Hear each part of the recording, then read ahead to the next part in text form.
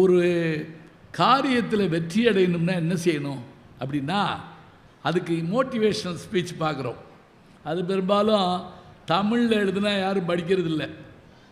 அதுக்கு வெறும் ஆங்கில புத்தகமாக வாங்கி படித்தா தான் என்றார் எலியட்ஸ், என்றார் பீச், என்றார் ரிச்சர்ட்ஸ் அப்படி சொன்னால் தான் ஒத்துக்கிறாங்க. என்றார் முனியாண்டின்னா ஒத்துக்கிற மாட்டேங்கிறாங்க. போங்க அவர் விறகடை வச்சுருக்காரு அப்படின்றாங்க ஒரே வார்த்தையில். ஏன் நம்ம ஆளுக்கு யோசிக்க மாட்டாங்களா? இப்போ நான் சொல்கிறேங்க, ரொம்ப அழகாக சொல்கிறாரு ஒரு இது. டேய், நீ ஒரு காரியத்தில் ஜெயிக்கணும்னா என்ன செய்யணும் தெரியுமா? முதல்ல உடம்பு வழியை பார்க்காத. உடம்பு வழியை பார்த்தேன்னா நீ என்ன ஜெயிக்க மாட்ட. இப்போ உங்களுக்கு தெரியும், ஒலிம்பிக் பந்தயங்களில் ஜெயிச்சு காட்டக்கூடிய உசைன் போல்ட், 3 முறை ஹார்ட்ரிக் அடித்த உசைன் போல்ட் கால் வலிக்குதுன்னு சொல்லி உட்கார்ந்துருக்க முடியுமாங்க? 3 முறையும் அவரை ஜெயித்தார், வேற யாரையும் ஜெயிக்க விடலை. அவர் கால் வலின்னு சொல்ல முடியுமா? இல்லை. அடுத்து, சாப்பாட்டை மாத்திரம் எதிர்நோக்கி உட்கார்ந்துருந்தா நம்ம வேலை நடக்குமா?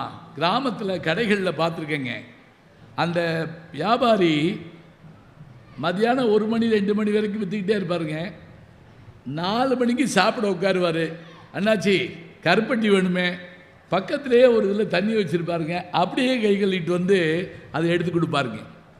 பசியை பற்றி கவலைப்பட மாட்டார். தூக்கம், நான் கரெக்டாக தூங்கிடுவேன், தூங்கட்டும், அதை பற்றி பரவாயில்ல. ஆனால் நோக்கம் சரியாக இருக்கிற போது தூக்கத்தை கொஞ்சம் விளக்கித்தாங்க வைக்கணும். அதை நம்ம நிறைவேற்றணும்னா பார்க்கணும். சில பேர் எங்களையும் தூங்கிடுவாங்க, பொறாமையாக இருக்கும். ஒரு சின்ன விஷயத்தில் யாராவது அவமானப்படுத்திட்டா அதை நினச்சிக்கிட்டே வாழ்நாள் பூரா இருப்போம். அது வேண்டியதில்லைங்கிறாங்க. அவமானங்கள் வரத்தான் செய்யும். அதை மட்டுமே மனசுக்குள்ளே வச்சுக்கிட்டு இருந்தால் ஜெயிக்க முடியுமா? இல்லை. அப்புறம் நான் பெரிய ஆளாக வர வேண்டியவங்க, எனக்கு எந்த அங்கீகாரம் கிடைக்கல அப்படின்னு சிலர் கவலைப்படுவாங்க. அதெல்லாம் எதிர்பார்க்காதப்பா, நீங்கள் பெரிய ஆளாக வருவேங்கிறத நீயே சொல்லிக்கோ. இப்படி பல செய்திகளை உள்ளடக்கி ஒரு பாட்டு இருக்குங்க. யார் தெரியுமா? குமரகுருவர் நீதிநெறி விளக்கம். உங்களுக்கு இருக்கும், எனக்கு இருந்திருக்கும் இந்த பாட்டு. நீங்கள் நான் உள்பட சாய்ஸில் விட்டுருப்போம், அவ்வளோதான். என்ன பாட்டு அது?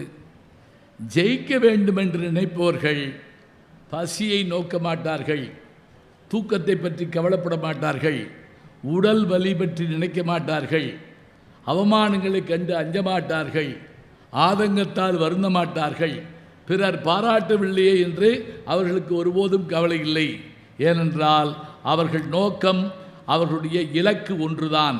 மெய்வருத்தம் பாரார், பசி நோக்கார், கண் துஞ்சார், எவ்வவர் தீமையும் மேற்கொள்ளார், செவ்வி அருமையும் பாரார், அவமதிப்பும் கொள்ளார், கர்மமே கண்ணாயினார். இவ்வளவுதாங்க. கர்மமே கண்ணாயினார்னா செய்ய வேண்டும் என்று நினைத்து விட்டால் அடுத்தவனுக்கு தீமை செய்யக்கூடிய நேரம் இருக்காதாங்க.